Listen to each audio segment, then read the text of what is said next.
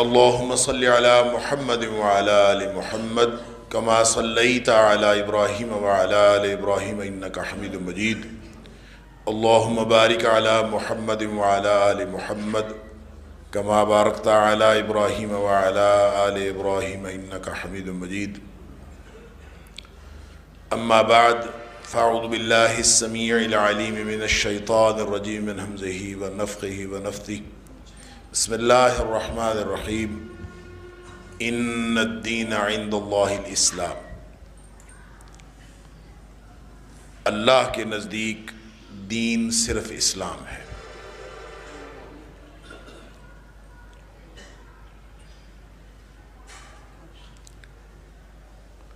اللہ تعالیٰ نے مجھے اور آپ کو، ہم سب کو اس دنیا میں امتحان کے لیے بھیجا ہے، اور اس امتحان میں کامیابی کیسے ممکن ہے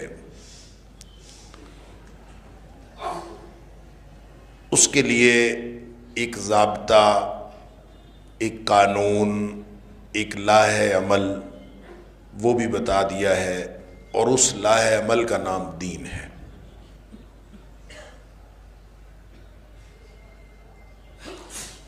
کیونکہ یہ دین اللہ کا ہے،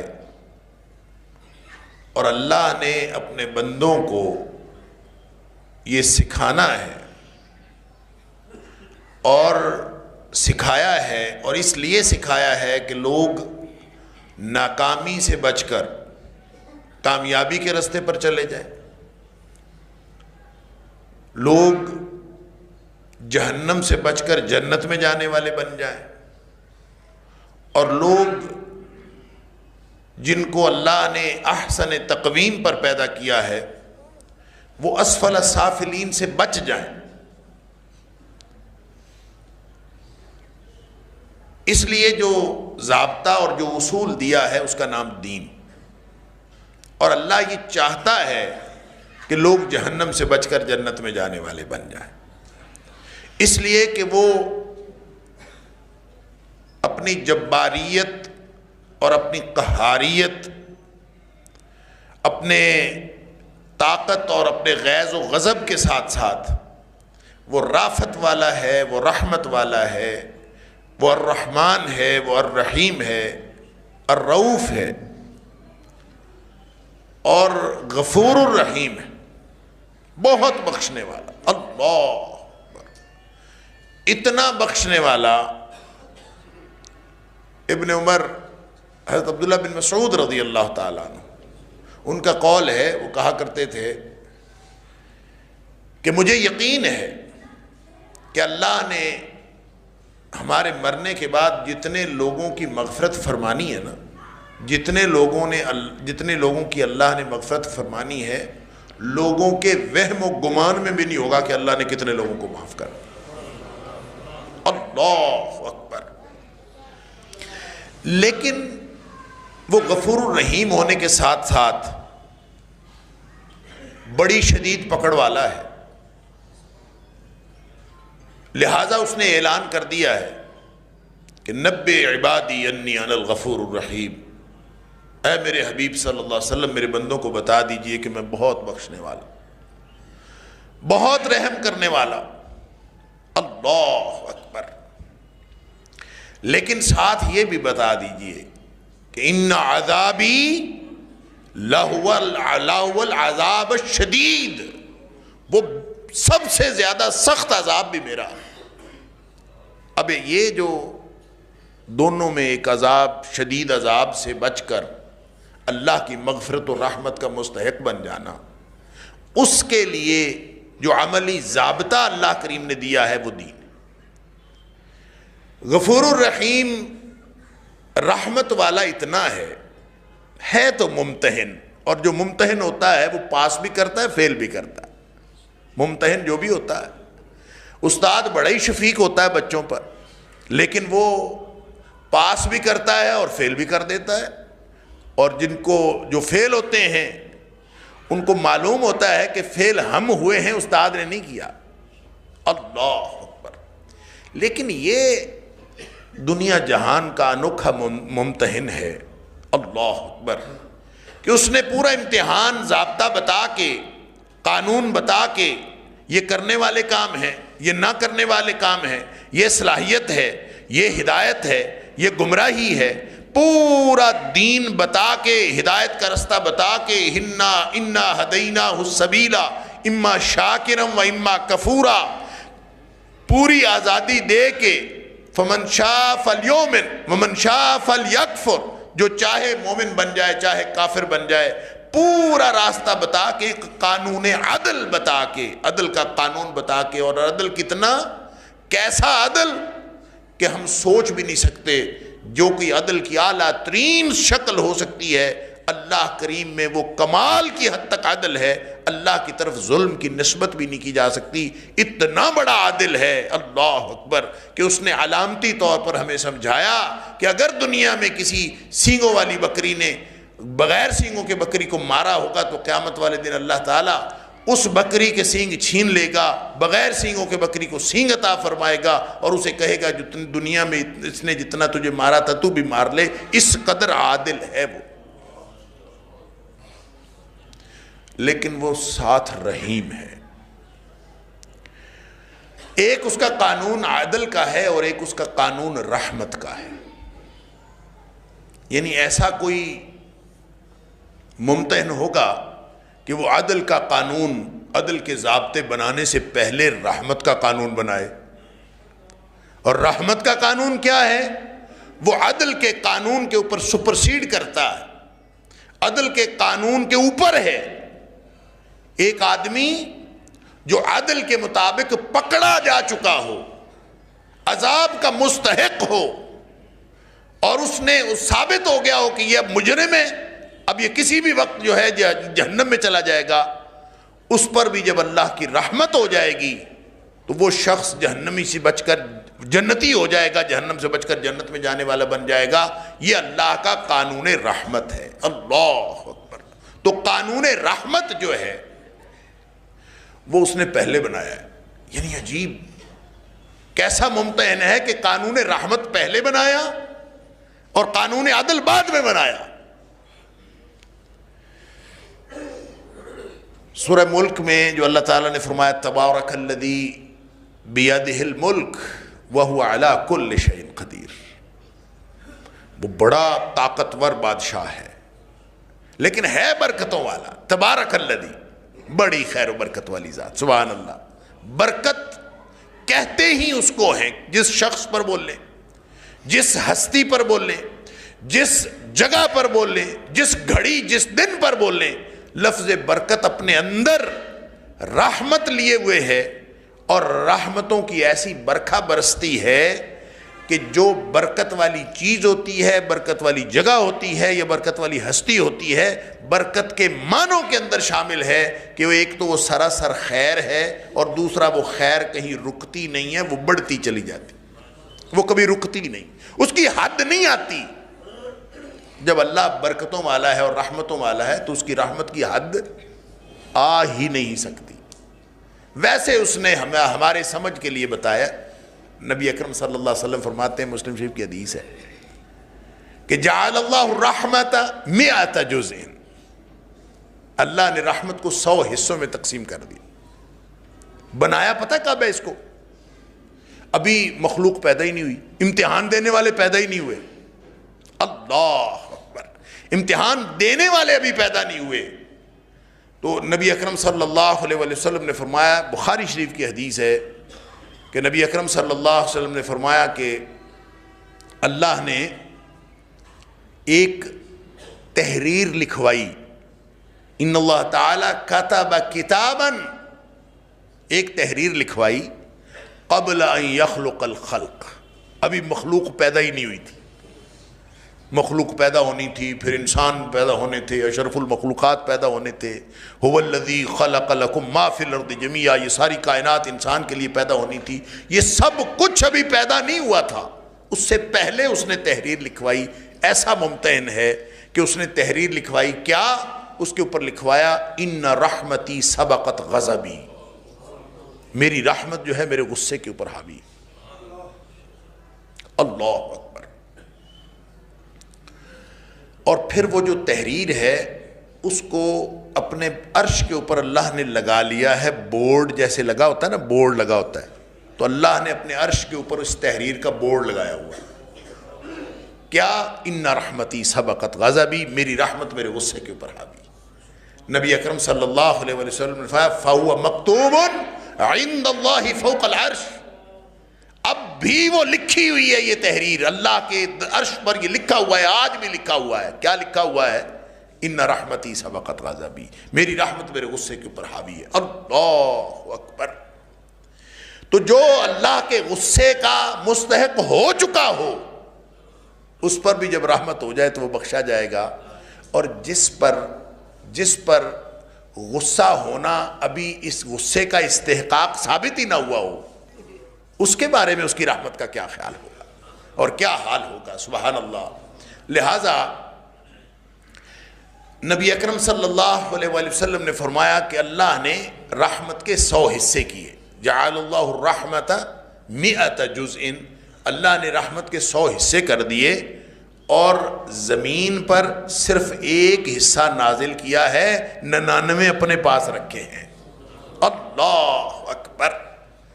وَأَنزَلَ الْأَرْضِ جُزْءًا وَاحِدًا، صرف ایک جز، ایک حصہ۔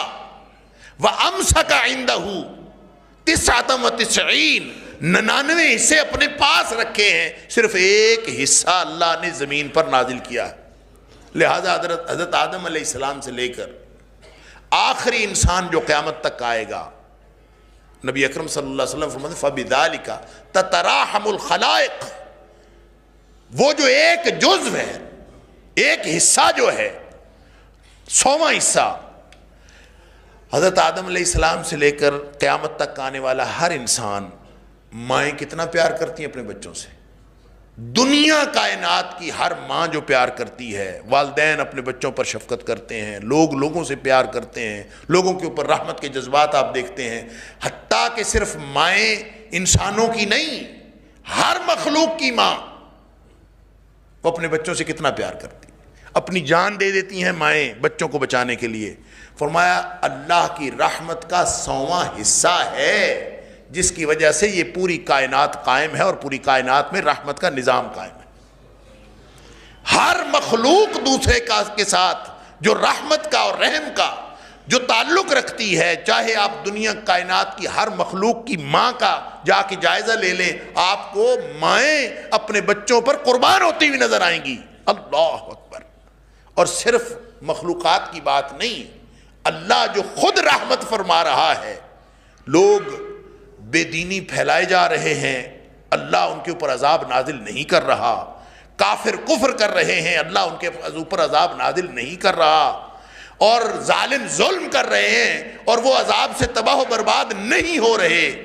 آپ دنیا میں اللہ کی رحمت کے کتنے مظاہر دیکھتے ہیں، ہم گناہ کرتے جاتے ہیں، وہ عطا کرتا جاتا ہے، دن رات ہم گناہ سے باز نہیں آتے، وہ دن رات ہمیں عطا کرنے سے پیچھے نہیں ہٹتا۔ آپ اندازہ تو کریں اللہ کی رحمت کے مظاہر کتنے ہیں، لمحہ لمحہ اللہ کی رحمت اور اللہ کا انعام، اور اللہ کے وہ انعامات جو خالص اللہ کی رحمت ہیں اور خالص اللہ کی عطا ہیں۔ میں اور آپ ہم سب اللہ کے انعامات سے مستفید ہو رہے ہیں، اور وہ ایسا غفور الرحیم ہے کہ وہ ہمارے گناہوں کے باوجود ہمیں عطا کرتا چلا جاتا ہے، عذاب نازل نہیں کرتا۔ اللہ اکبر۔ اور یہ ساری کی ساری مخلوقات میں رحمت کے مظاہر دیکھ لیں، یا خالق کے مخلوق کے اوپر رحمت کے مظاہر دیکھ لیں، اور پھر آدم علیہ السلام سے لے کر قیامت تک کے مظاہر دیکھ لیں، یہ اللہ کی رحمت کا 100واں حصہ ہے۔ باقی 99 تو وہ قیامت والے دن عطا فرمائے گا۔ اللہ اکبر۔ تو واقعتاً پھر وہ ہمارے تو وہم و گمان سے کوئی بات باہر ہوگی، ہمیں کیا پتا کہ اللہ تعالیٰ کتنے لوگوں کو کیسے کیسے بخش دے گا۔ اللہ اکبر۔ لیکن اس نے جو ضابطہ دیا ہے نا، وہ ضابطہ اس لیے، اور بخشا بھی صرف رحمت کی وجہ سے جانا ہے، یہ بھی ذہن میں رکھیں۔ نبی اکرم صلی اللہ علیہ وسلم نے کلیئر کٹ بتا دیا تھا کہ کوئی شخص اپنے عمل کی وجہ سے جنت میں نہیں جائے گا۔ اللہ اکبر۔ لن يدخل احدا عمله الجنہ، سنو، کسی شخص کو اس کا عمل جنت میں داخل نہیں کر سکتا، حالانکہ امتحان عمل کا ہے۔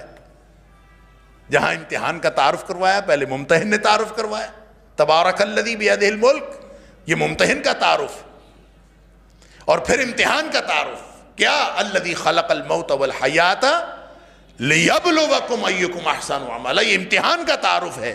اور کس چیز کا امتحان ہے؟ حسن عمل کا امتحان، تاکہ وہ تمہیں امتحان کرے کہ تم میں سے اچھے عمل کرنے والا کون۔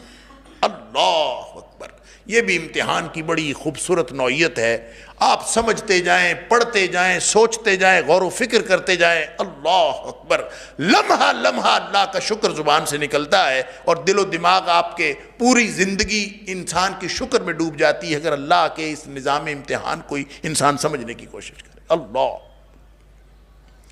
امتحان عمل کا ہے۔ فرمایا عمل جنت میں نہیں لے کے جائے گا، جس چیز کا امتحان ہے اسے جنت میں نہیں جانا۔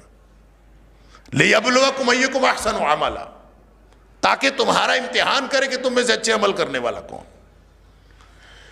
اور فرما رہے ہیں نبی اکرم صلی اللہ علیہ وسلم لَن يُدْخِلَ أَحَدًا عَمَلُهُ الْجَنَّةَ، کسی کو اس کا عمل جنت میں نہیں لے جا سکتا۔ جس چیز کا امتحان ہے اسے جنت میں نہیں جانا، تو جنت میں کیسے جانا ہے؟ پھر عمل کرنے کی کیا ضرورت ہے؟ اگر جنت میں عمل سے جانا ہی نہیں تو پھر جنت کیسے ملنی ہے اور پھر عمل کرنے کی کیا ضرورت ہے؟ سبحان اللہ۔ صحابی پوچھتا ہے اللہ کے رسول صلی اللہ علیہ وسلم آپ نے بھی عمل سے جنت میں نہیں جانا؟ فرمایا ولا انا، میں بھی عمل سے جنت میں نہیں جا سکتا۔ اور عمل کا عالم یہ ہے کہ جو دن میں نبی اکرم صلی اللہ علیہ وسلم نے اذیتیں تکلیفیں دین کے لیے جھیلیں وہ تو الگ ہیں، جب کبھی رات کو وقت ملتا تھا نبی اکرم صلی اللہ علیہ وسلم ساری رات عبادت میں گزار دیتے تھے، تھوڑا سا سو لیا باقی عبادت میں گزار لی۔ پاؤں میں ورم آ جاتا تھا، اللہ کے سامنے کھڑے، یہ محنت کیوں؟ یعنی یہ محنت ہے، یہ ریاضت ہے، یہ تو اپنی جان توڑ دینا ہے، اپنی ساری صلاحیتیں لگا دینا ہے عمل میں، اور فرما رہے ہیں عمل سے جنت میں نہیں جانا۔ اللہ اکبر، اللہ کے رسول صلی اللہ علیہ وسلم آپ بھی نہیں۔ اللہ اکبر، فرمایا ولا انا، میں بھی عمل سے جنت میں بھی نہیں جا سکتا۔ الا ان یتغمدنی اللہ برحمت، ہاں جنت میں اس وقت جاؤں گا اگر جب اللہ کی رحمت مجھے اپنی لپیٹ میں لے لے گی، اللہ کی رحمت مجھے لپیٹ میں لے لے گی، میں جنت میں چلا۔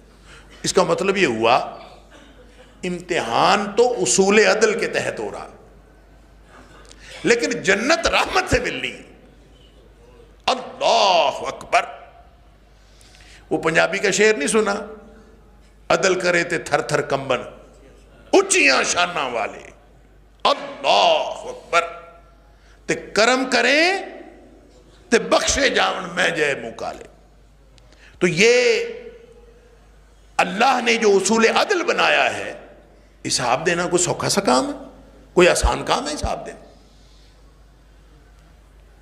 ساری زندگی کا حساب، ایک ایک چیز کا حساب، آنکھوں کا حساب، زبان کا حساب، سماعتوں کا حساب، اللہ، حق حقوق کا حساب، دوسرے کے ساتھ تعلقات کا حساب، ماں باپ کے ساتھ تعلقات، بیوی بچے، گھر بار، رشتہ دار، سارے مسلمان، نمازیں، روزے، کس کس چیز کا حساب دیں گے؟ میں تو اکثر عرض کیا کرتا ہوں، لمبے چوڑے حساب کی بات ہی نہیں ہے، آج صبح سے لے کر اب تک ہم حساب نہیں دے سکتے، ایک دن کا حساب نہیں دے سکتے، آدھے دن کا بھی نہیں دے سکتے۔ وہ جب حساب لے گا، اللہ اکبر، تو نبی اکرم صلی اللہ علیہ وسلم یہی تو فرمایا تھا حضرت عائشہ صدیقہ رضی اللہ تعالیٰ عنہ سے، عائشہ من نوقش عذب، جس کا حساب شروع ہو گیا نا وہ پکڑا گیا۔ من نوقش عذب، جس کا حساب شروع ہو گیا وہ لازماً پکڑا گیا، وہ عذاب کا شکار ہو گیا، وہ بچ نہیں سکتا جس کا حساب شروع ہو گیا۔ اما عائشہ صدیقہ رضی اللہ تعالیٰ نے پھر یہی پوچھا تھا کہ کہ جو قرآن کہتا ہے کہ یحاسب حسابا یسیرا، کہ اس کا حساب آسان ہوگا، جس کو دائیں ہاتھ میں اعمال نامہ ملے گا اس کا حساب آسان ہوگا، تو پھر آسان حساب کا کیا مطلب ہے؟ جب حساب شروع ہونا ہے تو پکڑا ہی جانا ہے، تو پھر آسان حساب کا کیا مطلب ہے؟ اللہ اکبر۔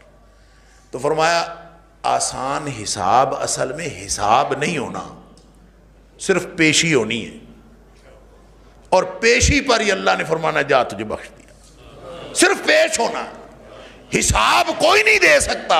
اللہ اکبر۔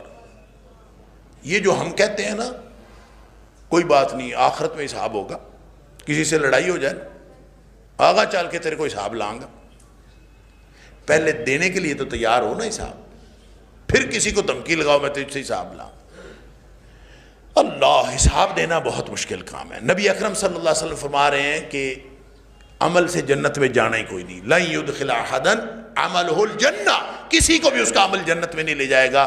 میں بھی جنت میں عمل کے ساتھ نہیں جاؤں گا سوائے اس کے کہ اللہ کی رحمت ہمیں اپنی لپیٹ میں لے لے۔ لیکن اس حدیث کو اگر آپ جا کے دیکھیں نا تو یہ حدیث اتنی نہیں ہے، یہ جو شروع ہوتی ہے نا جہاں سے، جو اس کے شروع والے الفاظ ہیں نبی اکرم صلی اللہ علیہ وسلم کے، وہ پتہ ہے کیا ہیں؟ سددوا وقاربوا، جس کا معنی یہ ہے کہ عمل پر جتے رہو، محنت کرتے رہو۔ پھر فرمایا، اب یہ کتنی کنٹراڈکشن لگتی ہے جو میں نے پہلے عرض کیا کہ اس پہ غور فرمایا کریں۔ ایک طرف فرما رہے ہیں کہ عمل کا امتحان ہے، قرآن کہتا ہے، ایک طرف نبی اکرم صلی اللہ علیہ وسلم فرما رہے ہیں اسی حدیث میں سددوا وقاربوا، محنت کرتے رہو اور پوری کوشش کرو، لگے رہو اس بات پر۔ اور ساتھ فرمایا وَاعْلَمُوا، عمل کرتے وقت یہ نہ ذہن میں رکھنا کہ میرا عمل مجھے جنت میں لے جائے گا۔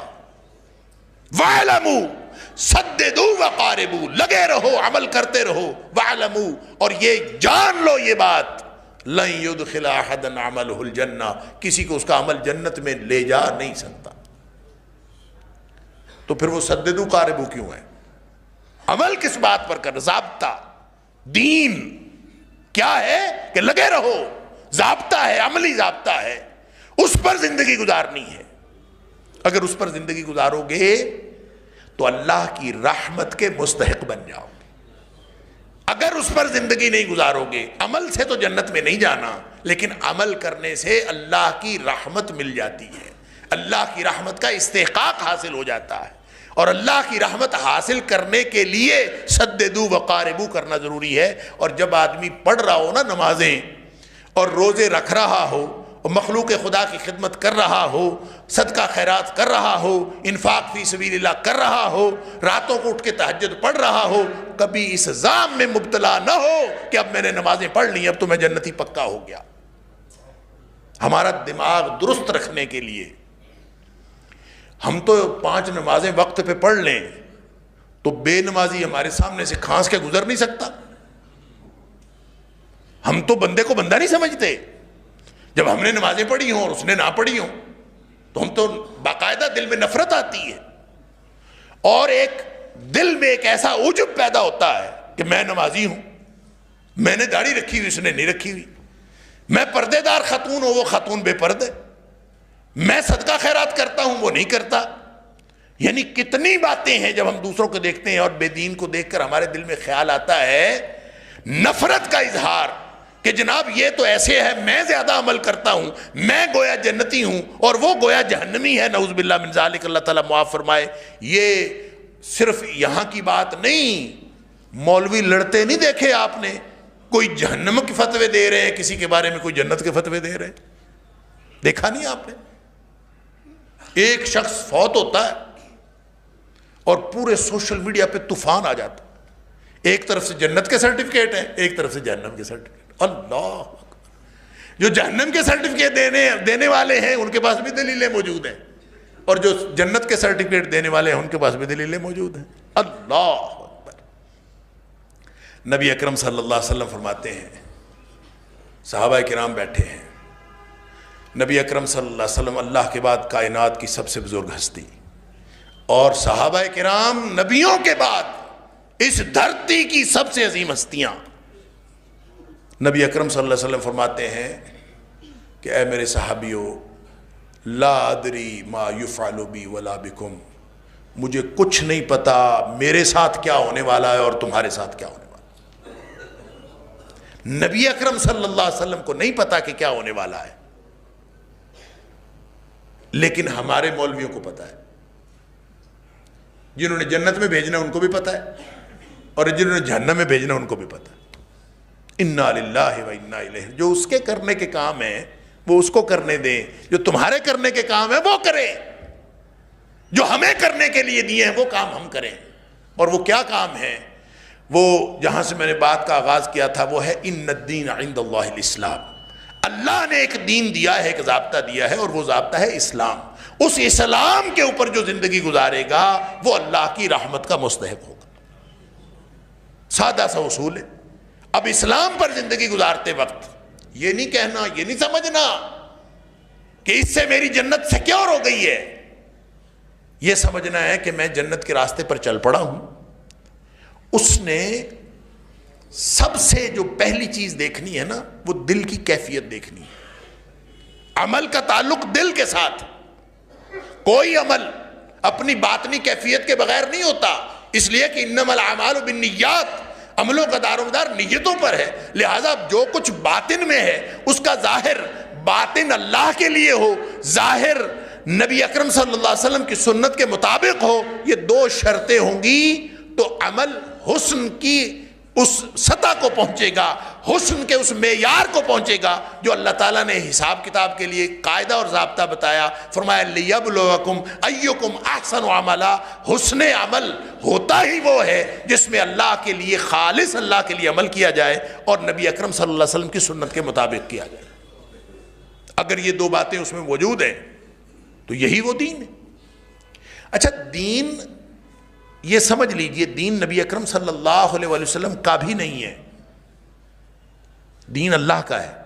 ان الدین عند اللہ الاسلام، اور وہ دین جو اللہ کا ہے وہ رلے والا اور ملاوٹ والا نہیں ہے۔ الا للہ الدین الخالص، اللہ کا دین خالص ہوتا ہے، وہ ملاوٹ والا نہیں ہوتا۔ اس کا یہ معنی بھی ہے کہ اللہ کا دین خالص ہے، اور اس کا یہ معنی بھی ہے کہ جس کا جو دین خالص اللہ کے لیے ہوگا وہ اللہ قبول کرتا ہے۔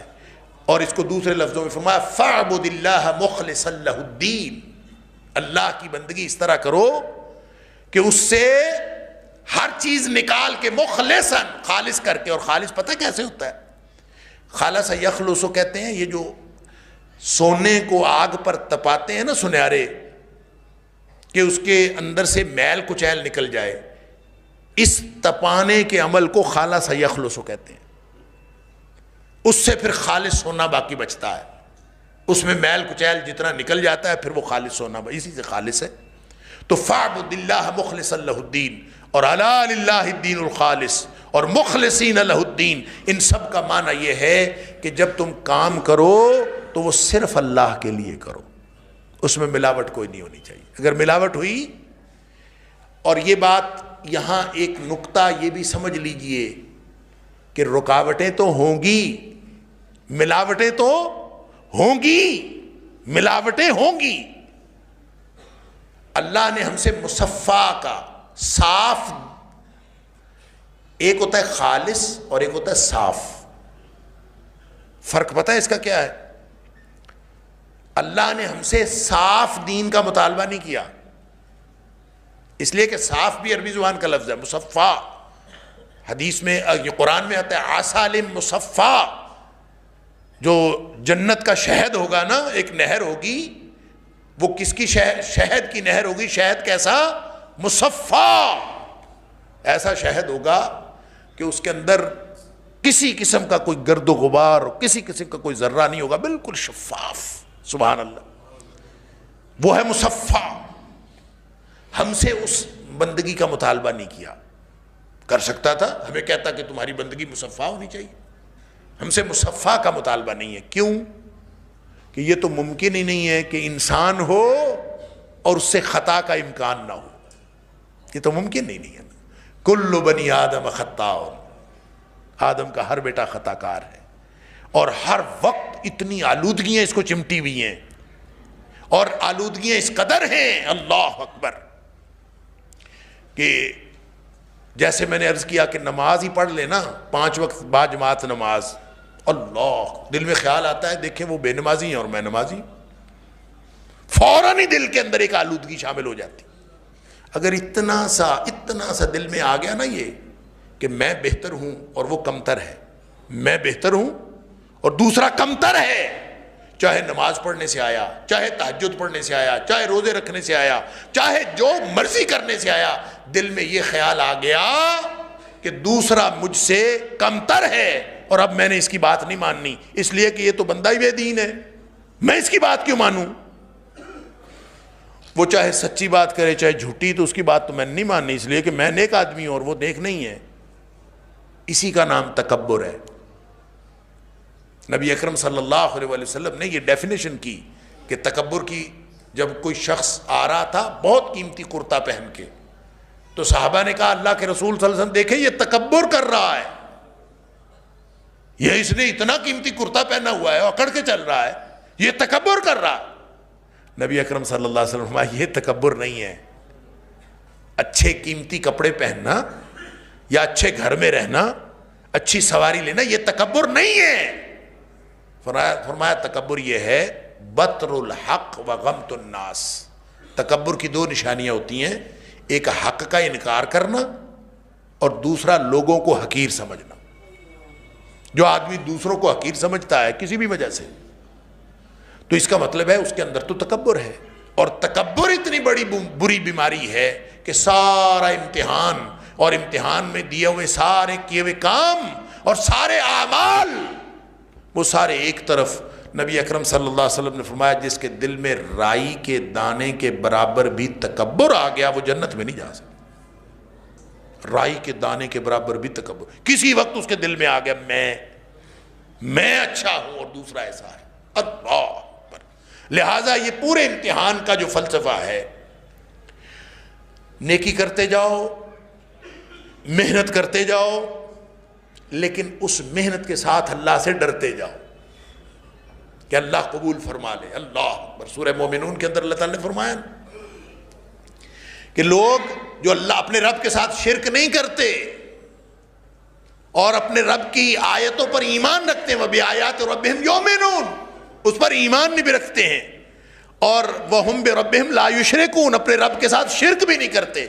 اب جو شرک نہیں کرتا اور وہ اللہ پر ایمان بھی رکھتا ہے اور پھر وہ صدقہ بھی کرتا ہے، وَيُؤْتُونَ مَا آتَوْا وَقُلُوبُهُمْ وَجِلَةٌ، جو صدقہ خیرات دینا ہوتا ہے وہ بھی دے رہے ہوتے ہیں، نمازیں پڑھ رہے ہوتے ہیں، لیکن دل ڈرے ہوئے ہوتے ہیں۔ وَقُلُوبُهُمْ وَجِلَةٌ أَنَّهُمْ إِلَىٰ رَبِّهِمْ رَاجِعُونَ، دل ڈرے ہوتے ہیں کہ ہم اپنے رب کی طرف لوٹ کر جانے والے ہیں۔ اور اس میں بلکہ یہ بھی فرمایا وَهُمْ مِنْ خَشْيَةِ رَبِّهِمْ مُشْفِقُونَ، ڈرتے ہیں بہت۔ تو حضرت عائشہ صدیقہ رضی اللہ تعالیٰ نے نبی کریم صلی اللہ علیہ وسلم سے پوچھا نمازیں پڑھ کے ڈرنے والے کون ہیں؟ چور ہیں؟ یہ کن کی بات ہو رہی ہے؟ یہ ڈاکو ہیں، زانی اور شرابی ہیں؟ کون ہے جو اللہ سے ڈرتے ہیں اور نمازیں پڑھتے ہوئے ان کو ڈر لگ رہا ہے، صدقہ خیرات کرتے ہوئے بھی ڈر لگ رہا؟ اللہ اکبر۔ تو نبی اکرم صلی اللہ علیہ وسلم فرمایا لا یا بنت الصدیق، اے صدیق کی بیٹی، یہ اس سے مراد چور زانی شرابی نہیں ہے، بلکہ فرمایا وَلَكِنَّهُمْ، بلکہ یہ وہ لوگ ہیں یصلون ویصومون ویتصدقون، یہ وہ لوگ ہیں جو نمازیں پڑھتے ہیں، روزے رکھتے ہیں، صدقہ خیرات کرتے ہیں، وَهُمْ يَخَافُونَ أَلَّا يُقْبَلَ مِنْهُمْ، ڈر ان کو یہ لگا رہتا ہے، دھڑکا لگا رہتا ہے کہ کہیں ہمارے اعمال اللہ کے ہاں نامقبول نہ ہو جائے۔ قبول ہوں گے تو وہ رحمت کرے گا نا، اس کو پسند آئیں گے اعمال تو وہ رحمت کرے گا نا۔ اور پسند اس کو پتہ کیا آ جاتا ہے؟ اس کو پسند ہے عاجزی۔ جو آدمی عاجزی کا اظہار کرے وہ اس کو پسند ہے، تکبر اس کو پسند نہیں ہے۔ تکبر تو اس نے کہا الکبر ردائی، یہ تو میری چادر ہے، جس کے دل میں رائی کے دانے کے برابر بھی تکبر ہوگا تو اس کو وہ معاف نہیں کرتا. اور جس نے عاجزی کا اظہار کیا لہٰذا نمازیں پڑھتا ہے پھر عاجزی کرتا ہے, اللہ پتہ نہیں قبول ہوا کہ نہیں ہوا, نمازیں پڑھتا جاتا ہے, روزے رکھتا جاتا ہے, مخلوق خدا کی خدمت کرتا جاتا ہے, پورے دین کا ضابطہ اس پر عمل کرتا جاتا ہے, لیکن ساتھ اللہ سے رحمت کی امید رکھتا. یہ ہے پورا فلسفہ اس پورے دین کا. اب وہ جو میں عرض کر رہا تھا کہ دین نبی اکرم صلی اللہ علیہ وسلم کا بھی نہیں ہے, دین کس کا ہے؟ اللہ کا. لیکن اس نے ہمیں جو دین دیا ہے نا, ہمیں وہ نبی اکرم صلی اللہ علیہ وسلم کے ذریعے دیا. اب ظاہر ہے اللہ تعالیٰ نے وہاں سے قرآن کوئی نازل کیا, کوئی مکہ یا مدینہ میں تھوڑی نازل کیا ہے. اللہ نے قرآن کہاں نازل کیا ہے؟ اللہ تعالیٰ نے قرآن نازل کیا ہے نبی اکرم صلی اللہ علیہ وسلم کے دل پر, آپ کے قلب اطہر پر. علی قلبک لتکون من المنذرین. اے حبیب صلی اللہ علیہ وسلم یہ ہم نے آپ پر نازل کیا ہے. اور کیا نازل کیا ہے کیا نہیں کیا اللہ جانے اور نبی اکرم صلی اللہ علیہ وسلم جانے. اور پھر کہا وَأَنزَلْنَا إِلَيْكَ الذِّكْرَ لِتُبَيِّنَ لِلنَّاسِ مَا نُزِّلَ إِلَيْهِمْ. اے حبیب صلی اللہ علیہ وسلم یہ ذکر ہم نے, یہ قرآن, یہ دین ہم نے آپ کی طرف نازل کیا ہے لِتُبَيِّنَ لِلنَّاسِ تاکہ آپ لوگوں پر واضح کر دیں مَا نُزِّلَ إِلَيْهِمْ کیونکہ ان کی طرف کیا نازل ہوا ہے. لہذا جو نازل کیا وہ بھی نبی کریم صلی اللہ علیہ وسلم پر نازل کیا, اس کی جو وضاحت کرنی ہے وہ ذمہ داری بھی نبی اکرم صلی اللہ علیہ وسلم کی لگائی. یوں ہمارے پاس نمونہ کامل, اسوہ کامل نبی اکرم صلی اللہ علیہ وسلم کی ذات آ گئی. اب اتھارٹی دین کے لیے نبی اکرم صلی اللہ علیہ وسلم ہے, دین اللہ کا, اور اتھارٹی کون؟ نبی اکرم صلی اللہ علیہ وسلم. نبی کریم صلی اللہ علیہ وسلم ہاں فرما دیں تو دین, آپ نہ فرما دیں تو دین, آپ خاموش رہ جائیں تو بھی دین, آپ کسی خاموشی سے کسی چیز کو برقرار رکھیں تو بھی دین بنتا. یہ ہے وہ دین. لہٰذا قیامت تک کے لیے دین فکس ہو گیا. نبی اکرم صلی اللہ علیہ وسلم زبان سے جو نکالیں گے وہی دین بنے گا. آپ جس کو قرآن کہیں گے وہ قرآن ہوگا, آپ جس کو نبی اکرم صلی اللہ علیہ وسلم کعبہ قرار دیں گے وہ کعبہ ہوگا. نبی اکرم صلی اللہ علیہ وسلم فرشتوں کا تعارف کروائیں گے, کتابوں کا تعارف نبی اکرم صلی اللہ علیہ وسلم کرائیں گے, نبیوں کا تعارف نبی اکرم صلی اللہ علیہ وسلم کرائیں گے. قیامت تک کے لیے جو ضابطہ دیں گے وہ نبی اکرم صلی اللہ علیہ وسلم. کیوں؟ اس لیے کہ نبی اکرم صلی اللہ علیہ وسلم اپنی طرف سے کوئی چیز شامل کرتے ہی نہیں. وما ينطق عن الهوى ان هو الا وحی یوحى. ان کو اللہ نے بنایا ہی ایسا ہے کہ وہ اپنی خواہشیں پیچھے رکھ دیتے ہیں اور وہ صرف اللہ کی مرضی سے بولتے ہیں. وہ ایک صحابی پوچھتا ہے اللہ کے رسول صلی اللہ علیہ وسلم اذان ہو گئی؟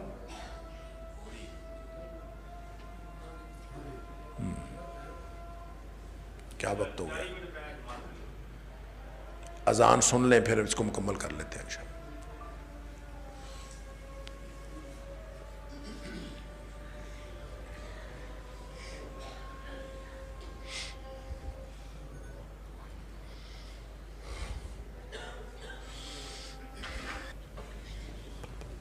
تو نبی اکرم صلی اللہ علیہ وآلہ وسلم کو اللہ تعالیٰ نے یہ اتھارٹی دی کہ اب قیامت تک کے لیے جس شخص نے بھی اس ضابطے کے ساتھ جڑنا ہو جو اللہ نے کامیابی کا ضابطہ دیا ہے, اس کو نبی اکرم صلی اللہ علیہ وسلم کے ساتھ جڑنا پڑے گا.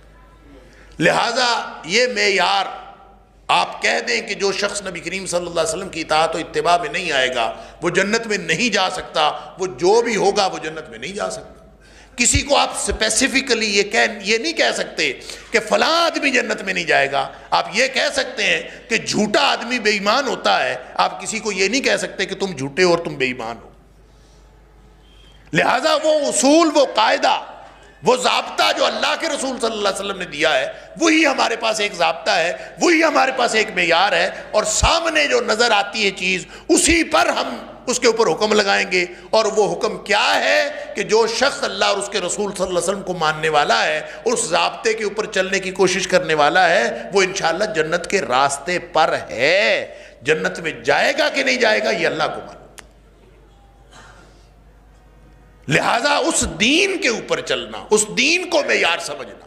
نبی اکرم صلی اللہ علیہ وسلم نے فرمایا جس شخص کو 5 وقت مسجد میں آتا دیکھو اس کے ایمان کی گواہی دے.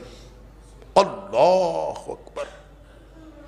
اذا رأیتم احدکم یتعاہد المسجد، جب کسی کو دیکھتے ہو مسجد کے لیے دوڑ دھوپ کرتا ہے، 5 وقت مسجد میں آتا ہے، اس کے ایمان فشہدوا لہ بالایمان، اس کے ایمان کی گواہی دے دو۔ حالانکہ مسجد میں منافقین بھی آتے تھے، منافق بھی ہو مسجد میں آتا ہے تو ہمارا کام یہ ہے کہ ہم اس کے ایمان کی گواہی دے دیں۔ رہ گئی بات کہ وہ اندر سے منافق ہے، اس کا معاملہ اللہ کے ساتھ ہے، انہ علیم بذات الصدور، اللہ تعالیٰ جانتا ہے دلوں کے حال، وہ پکڑے گا اس کو، وہ اس کا کیا حال ہوگا، کل کو کیسے پکڑا جائے گا، کیسے بخشا جائے گا، یہ ہمارا معاملہ نہیں۔ لیکن ہمارے پاس اپنی بخشش کے لیے بھی اور دوسروں کی بخشش کے لیے بھی ایک ہی ضابطہ ہے، ایک ہی طریقہ ہے کہ ہم نبی اکرم صلی اللہ علیہ وسلم کے ساتھ جڑ جائیں۔ اب اگر میں اور آپ اس راستے پر ہیں کہ ہمیں جب بھی کوئی مسئلہ درپیش ہو، ہم جب بھی کوئی عملی ضابطہ دیکھیں، جب بھی ہم کوئی انفرادی اور اجتماعی عمل سر انجام دینے لگیں، ہماری نگاہ مدینہ طیبہ کی طرف اٹھے اور ہم نبی اکرم صلی اللہ علیہ وسلم کو، آپ کی حیات طیبہ کو، صحابہ کرام کی زندگیوں کو دیکھیں، تو اس کا مطلب ہے ہم اس درست راستے پر ہیں جو جنت کا راستہ ہے۔ یہ وہ ضابطہ ہے جو جہنم سے بچا کر جنت میں لے جا سکتا ہے۔ اور اگر رہنمائی کے لیے نگاہیں کسی اور طرف اٹھتی ہیں تو کہتا ہے کہ میں مسلمان ہوں، کہتا ہے میں اللہ کے رسول صلی اللہ علیہ وسلم کو مانتا ہوں، کہتا ہے میں اللہ کو مانتا ہوں، لیکن رہنمائی کے لیے جو پہلا خیال آتا ہے وہ مدینہ منورہ کا نہیں آتا، وہ نبی اکرم صلی اللہ علیہ وسلم کا نہیں آتا، صحابہ کرام کا نہیں آتا، کسی کا منہ مشرق کو ہے، کسی کا منہ مغرب کو ہے، کوئی کہیں کا کوئی کہیں کا۔ اگر وہ یہ کر رہے ہیں تو وہ کم از کم اس ضابطے پر نہیں ہے جو اللہ نے جہنم سے بچ کر جنت میں جانے والا ضابطہ بنایا۔ ہاں، نبی اکرم صلی اللہ علیہ وسلم نے جو دین صحابہ کرام کو سکھایا اس پر عمل کرتے ہوئے اختلاف ہو جانا یہ فطری امر ہے، پھر کوئی حرج نہیں۔ مطمع نظر یہ ہو کہ ہم نے نبی اکرم صلی اللہ علیہ وسلم کی بات ماننی ہے اور اسی پر زندگی گزارنی ہے۔ اگر یہ مطمع نظر ہے، نبی اکرم صلی اللہ علیہ وسلم کی باتوں کو سمجھنے میں، تفہیم حاصل کرنے میں کوئی فرق پڑ گیا، سمجھ کا فرق پڑ گیا تو کوئی حرج نہیں، انشاءاللہ اللہ تعالیٰ بخش دے گا۔ لیکن جس کا رہنمائی کا سرچشمہ نبی اکرم صلی اللہ علیہ وسلم کی ذات اقدس ہے ہی نہیں، اس کا کیا تعلق اللہ کے دین کے ساتھ؟ وہ بھلے مولوی کہلائے، بھلے جو مرضی کہلائے، اس کا دین کے ساتھ کوئی تعلق نہیں۔ اور ہمارے ساتھ ہوا یہ ہے کہ ہم جس دور میں زندگی گزار رہے ہیں ہمارا دین کا تصور گم ہو گیا۔ وہ دین جس نے ہمیں بچانا تھا، جس نے ہمارا تحفظ کرنا تھا، وہ ہم اس کو گوا بیٹھے، ہمارا تصور ہی بگڑ گیا۔ اللہ اکبر۔ اگر اس دین پر قائم رہتے، دیکھیں نا نبی اکرم صلی اللہ علیہ وسلم نے فرمایا، حضرت حذیفہ رضی اللہ تعالیٰ نے جب پوچھا تھا نا کہ شر کا دور خیر کا دور، جو سوالات بخاری اور مسلم کی حدیث ہے بڑی معروف، تو اس میں نبی اکرم صلی اللہ علیہ وسلم نے جو بتایا کہ اس خیر کے دور کے بعد شر آئے گا اور پھر شر کے بعد پھر خیر آئے گا، لیکن آپ نے فرمایا خیر تو ہوگا لیکن وہ دھند والا خیر ہوگا، دھندلکے والا، دھوئیں والا، فیہ دخن۔ دور تو خیر کا ہوگا لیکن اس میں کنفیوژن، ابہام، لوگوں کو سمجھ نہیں آئی۔ یہ جو ابہام ہے نا، تصور گم ہو جانے کو ابہام کہتے ہیں۔ فیہ دخن، اللہ کے رسول صلی اللہ علیہ وسلم، دخن کیا ہوتا ہے؟ جب خیر ہے تو خیر ہوتی ہے۔ ما دخنھا یا رسول اللہ صلی اللہ علیہ وسلم، یا ما دخنہ یا رسول، اس کا دخن کیا ہے؟ اس کا ابہام، کنفیوژن کیا ہے اس دور میں؟ اب میں یہ یقین سے نہیں کہہ سکتا کہ ہم جس دور میں زندگی گزار رہے ہیں یہ دخن والے خیر کا دور ہے، یا پھر اس کے بعد جو نبی کریم صلی اللہ علیہ وسلم نے فرمایا شر والا دور ہے۔ ہم یہ اللہ کو معلوم ہے کہ ہم شر والے دور میں ہیں یا دخن والے خیر کے دور میں ہیں۔ اگر یہ دخن والا خیر ہے تو نبی اکرم صلی اللہ علیہ وسلم نے فرمایا وہ اس کی نشانی یہ ہے، اس کا دخن یہ ہے، اس کا ابہام اور کنفیوژن یہ ہے، اس میں خرابی یہ ہے کہ فرمایا ائمۃ یہدون، رہنمائی کرنے والے رہنما، تقریروں کرنے والے مولوی اور پیشوائی کرنے والے پیشوا، وہ سارا کام کر رہے ہوں گے۔ ائمۃ یہدون، ائمہ رہنمائی کا کام کر رہے ہوں گے بغیر ہدی، لیکن جو وہ رہنمائی دے رہے ہوں گے وہ میری لائی ہوئی ہدایت نہیں ہوگی، وہ کہیں اور سے لے رہے ہوں گے۔ یہ ہے اصل مسئلہ، اصل دخن یہ ہے۔ اور اگر یہ شر والا دور ہے اس کے بعد والا، تو اس کی نشانی آپ نے بتائی، وہ تو اس سے بھی خطرناک ہے. فرمایا دعات الی ابواب جہنم، وہ تو جہنم کے دروازوں کی طرف بلا رہے ہوں گے سارے. من اجابہم الیہ قذفوہ فیہا، جو ان کی بات پر لبیک کہیں گے اس کو جہنم میں پھینک دیں. اللہ اکبر. تو راستہ کیا ہے؟ حل کیا ہے؟ حل یہ ہے کہ ہم اللہ کے رسول صلی اللہ علیہ وسلم والے دین جو آپ نے صحابہ کو سکھایا اس کے ساتھ جڑ جائیں. اور وہ جو 72-73 فرقوں والی حدیث ہے کہ آپ نے فرمایا کلہم فی النار الا واحدہ، سارے جہنمی ہیں صرف ایک جنت میں جائے.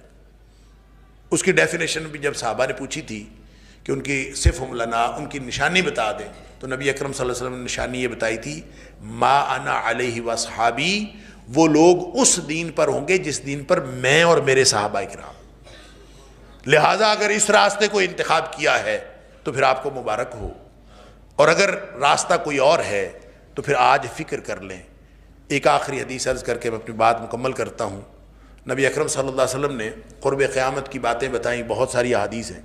ایک حدیث کے اندر آپ نے فرمایا ان من اقتراب الساعہ، قرب قیامت کی نشانیوں میں سے ایک نشانی یہ ہے کہ جس میں آپ نے فرمایا ان یوضع علی خیار و یرفع علی شرار، کہ جو بدترین لوگ ہیں وہ اوپر آ جائیں گے اور جو اچھے لوگ ہیں وہ بالکل چھوٹے بنا دیے جائیں گے، نکو بنا دیے جائیں گے،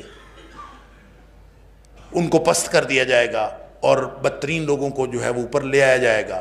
یہ بھی اس دور کی نشانی ہے. پھر آپ نے ایک نشانی یہ بھی بتائی اس دور کی کہ وَيُفْتَحَ الْقَوْلُ وَيُخْزَنَ الْعَمَلُ، اس دور میں تقریریں کرنے والے بہت ہوں گے، باتیں بہت ہوں گی، قول باتیں پھیل جائیں گی.